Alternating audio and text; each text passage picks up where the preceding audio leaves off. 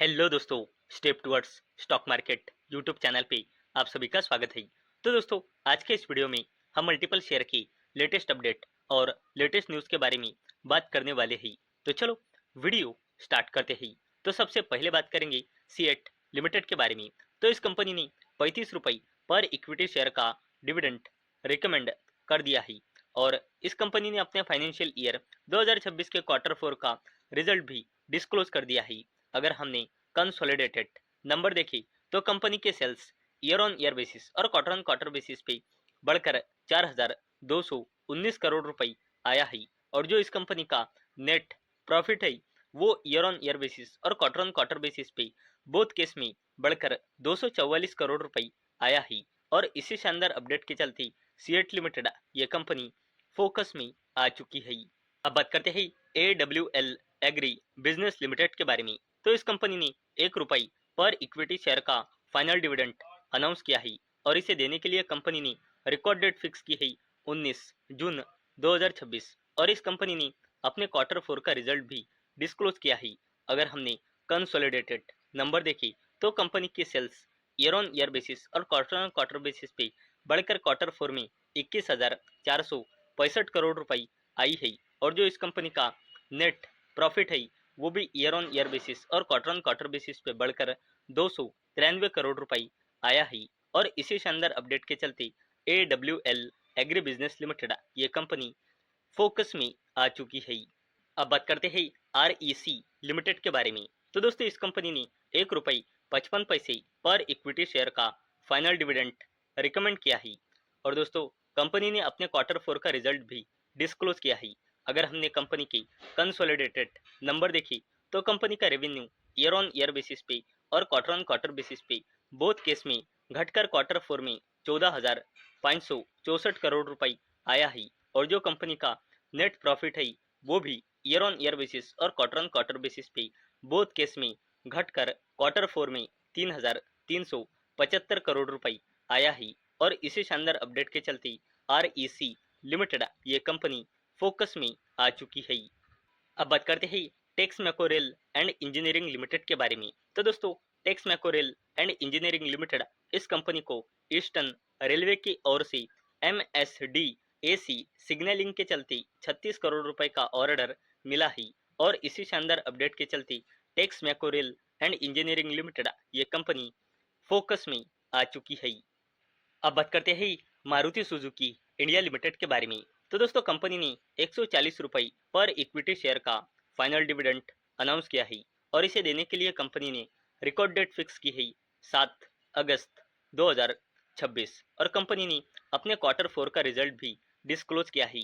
अगर हमने consolidated number देखी तो कंपनी के sales year on year basis और क्वार्टर ऑन क्वार्टर बेसिस पे बढ़कर 52,462 करोड़ रुपए आई है और जो कंपनी का नेट प्रॉफिट है वो ईयर ऑन ईयर बेसिस और quarter on quarter basis both case में घटकर क्वार्टर 4 में कंपनी का नेट प्रॉफिट आया है 3,659 करोड़ रुपए। और दोस्तों, मारुति सुजुकी इंडिया लिमिटेड ये कंपनी आने वाले यानी कि अपकमिंग फाइनेंशियल ईयर 2027 में रिकॉर्ड कैपेक्स करने वाली है। 14,000 करोड़ रुपए का कैपेसिटी बढ़ाने के चलते और इसी शानदार अपडेट के चलते मारुति सुजुकी इंडिया लिमिटेड ये कंपनी फोकस में आ चुकी है। अब बात करते हैं सरकारी कंपनी भेल यानी कि भारत हेवी इलेक्ट्रिकल्स लिमिटेड के बारे में। तो दोस्तों, सरकारी कंपनी भेल ने साइन किया है tech transfer agreement DRDO lab के साथ नवाल सिस्टम्स को लेकर और इसी शानदार अपडेट के चलते सरकारी कंपनी भेल यानी कि भारत हेवी इलेक्ट्रिकल्स लिमिटेड ये कंपनी फोकस में आ चुकी है। अब बात करते हैं garden rich ship builders and engineers limited के बारे में। तो दोस्तों, कंपनी ने 6 रुपये 70 पैसे पर इक्विटी शेयर का फाइनल डिविडेंड रिकमेंड किया है और इस कंपनी ने अपने क्वार्टर 4 का रिजल्ट भी डिस्क्लोज किया है। अगर हमने कंपनी की सेल्स देखी तो वो ईयर ऑन ईयर बेसिस और क्वार्टर ऑन क्वार्टर बेसिस पे बढ़कर क्वार्टर 4 में 2,119 करोड़ रुपए आया है और जो कंपनी का नेट प्रॉफिट है वो ईयर ऑन ईयर बेसिस और quarter on quarter basis both case में बढ़कर 303 करोड़ रुपए आया है और इसी शानदार अपडेट के चलते garden rich ship builders and engineers limited ये शानदार कंपनी फोकस में आ चुकी है। अब बात करते हैं आरवीएनएल यानी कि रेल विकास निगम लिमिटेड के बारे में। तो दोस्तों आरवीएनएल यानी कि रेल विकास निगम लिमिटेड को एनएमडीसी की ओर से 39 करोड़ रुपए का ऑर्डर मिला ही हैदराबाद के इस लोकेशन पे रेसिडेंशियल कैंपस प्रोजेक्ट के चलते। और दोस्तों ये प्रोजेक्ट कंपनी को एग्जीक्यूट करना ही 15 मंथ में। और इसी शानदार अपडेट के चलते आरवीएनएल यानी कि रेल विकास निगम लिमिटेड ये कंपनी फोकस में आ चुकी है। अब बात करते हैं अडानी ग्रुप के दिग्गज कंपनी अडानी एंटरप्राइजेज लिमिटेड के बारे में। तो दोस्तों ऐसी अपडेट आ रही है कि हमारे एनएसई के मेजर इंडेक्स निफ्टी 50 इंडेक्स में अडानी एंटरप्राइजेज लिमिटेड का जो वेटेज है वो 0.05% से बढ़ सकता है। और दोस्तों इसके चलते अडानी एंटरप्राइजेज लिमिटेड इस कंपनी में हमें पैसिव इनफ्लो देखने को मिल सकता है लगभग 26 मिलियन यूएस डॉलर का, यानी कि इंडियन करेंसी में लगभग 249 करोड़ रुपए का। और दोस्तों ऐसा एस्टिमेट ब्रोकरेज फर्म नुआमा की ओर से आया ही। और दोस्तों इसी शानदार अपडेट के चलते अडानी ग्रुप की अडानी एंटरप्राइजेज लिमिटेड ये कंपनी फोकस में आ चुकी है।